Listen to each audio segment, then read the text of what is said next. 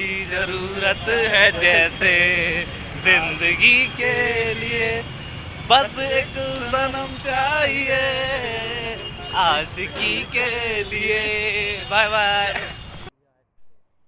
Hello guys, गाड़ी आ चुकी है जिसमें हम जाएंगे। ये देखिए, ये हमारी बलिया एक्सप्रेस जो चलती है एकदम सुपर फास्ट। बस थोड़ा सा वेट और हम इसमें बैठेंगे, सुपर फास्ट तरीके से जाएंगे।